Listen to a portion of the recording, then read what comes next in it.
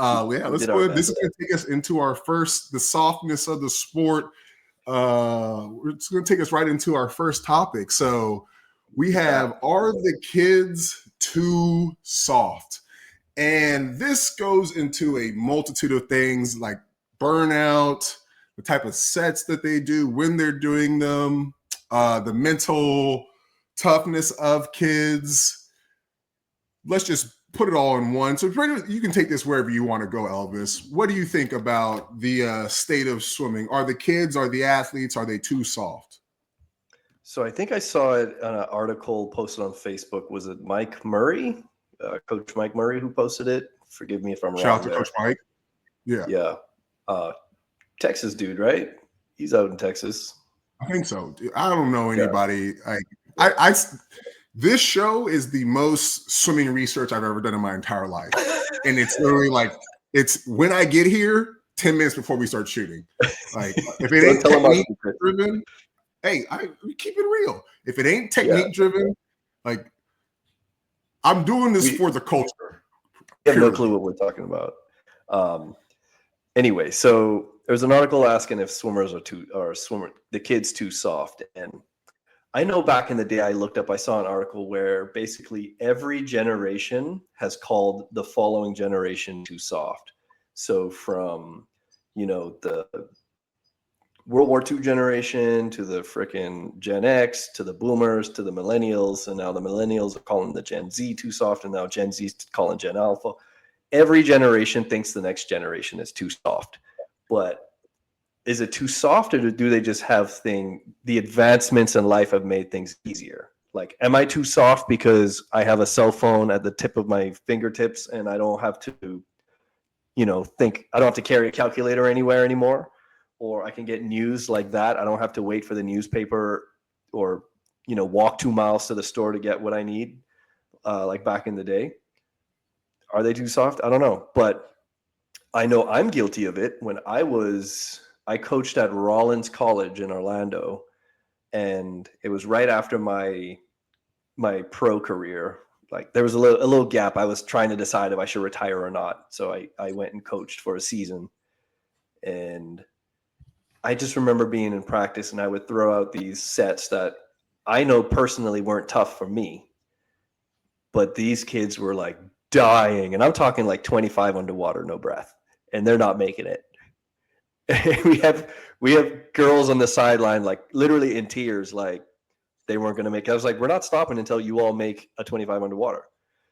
So they were soft. I was like, y'all are soft. You're not going anywhere if you can't do this basic thing that I could have done when I was a 5-year-old. So it depends. I don't know. That was my experience. I think they are completely, like 1,000%. I remember, like, I don't know if I said it on here, but this was my experience in basketball, right? So I get to high school, right? 14 years old, bright-eyed, I think I maybe said like one cuss word up until this point in my life, right? And I'm middle class, upper middle class, white suburbia, shit's sweet out here. And my basketball coach is he's from Compton, like grew up down the street from the guy who started the Crips. And I wasn't in basketball class because I didn't know I could be in two sports. But I ended up figuring that out and transferring in, right? So my second day of school, my first day in basketball class, right? 6'4" kid walks in, swimmer. I'm playing in my school clothes because I don't know what's going on. And he's about to throw the jump ball, right? All the freshmen are scrimmaging. And this dude looks at me right before he just throws the jump ball and goes, earmuffs for those of you who need them. He goes, Dax is how he talks. Dax. I wish I could reach into your heart and rip that bitch out and watch it die in my hands. And I was just like, whoa. I'm 14. I've cussed one time in my entire life. And I was just like, oh, I guess we're playing basketball. He throws it up and we got to go. So yeah, you can't say something like that. And I remember stuff like that. I feel like growing up were challenges. All the insults and the trash talk and the you can't do this, you're not good enough. I feel like our generation interpreted as like, okay, I'm going to show you wrong, right? I'm going to prove you wrong. And, it grows into bigger things like doing a no breather 50 instead of a 25. It grows into Cole Cragen going 11 25s underwater dolphin kick, no fins on his back for 11 on 15 seconds. Right? I remember watching him, he's like dying. I'm like, yo, these lifeguards need to be ready. he walking out this pool. He luckily he did, but like he's touching, like dying, and then pushes off and goes. And it's just like, wow, like this kid's incredible. But yeah, and I think, kind of take this into, at least closing for me is it's the standards of parents and the coaches. Like we have all these things like safe sport and all these punishments.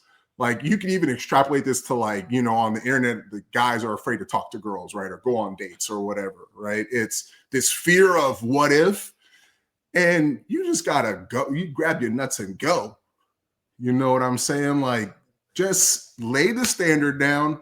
And I've observed that these kids, when you lay the standard, like I actually talked about this in my YouTube video today.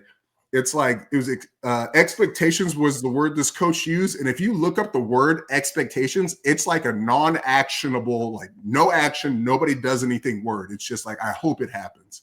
Mm-hmm. Versus standards is like you put in something that they are supposed to do. Like a bare minimum, like you are expected to do this, you show up, you do this.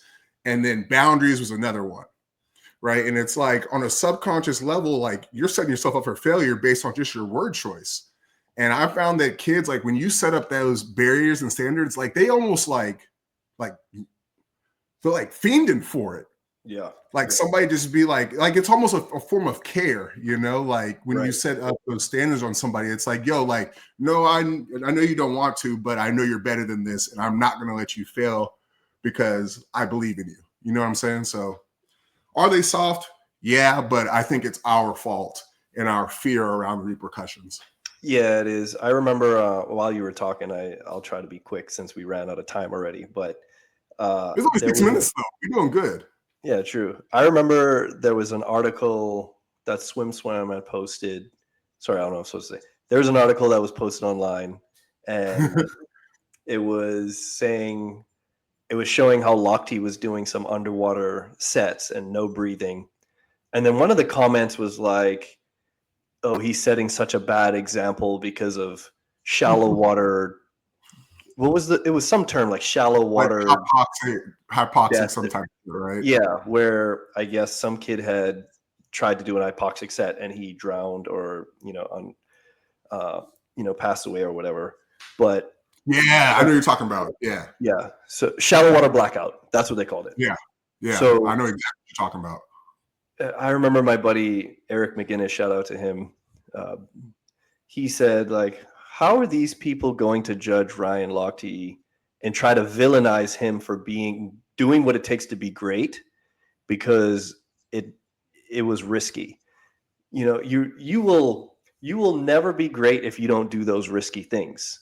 So are you willing to push yourself to the brink of death for a gold medal or not? You can't villainize someone else if they're willing to do it just because you aren't. And that's what makes you soft. Lochte was willing to do that. You're not. So shut the hell up, leave him alone. The things my coach did to me when I was 6, 7, 8 years old, today, jail. Yeah, like, hey, jail. They would consider that stuff abuse. So, yeah, I'm with you now. Kids are soft. Yeah, and it's. I always say this to people. It's funny, like getting in arguments online, because it's like, yo, like you don't know how far I'm willing to go. I guarantee, like, in the swimming community, it's like, yo, this is upper middle class community. My mom's from the projects. Like, we are not the same. Like, I'm willing to go a lot further. And I've been homeless before. Like, the depths that I'm willing to go to win this argument and embarrass myself, you're not ready for. So, yeah, It's funny. It's our fault, but yeah, like if you want to be great, you gotta risk it for the biscuit. Right. That's something else. All the cool phrases about that stuff are gone. You know, like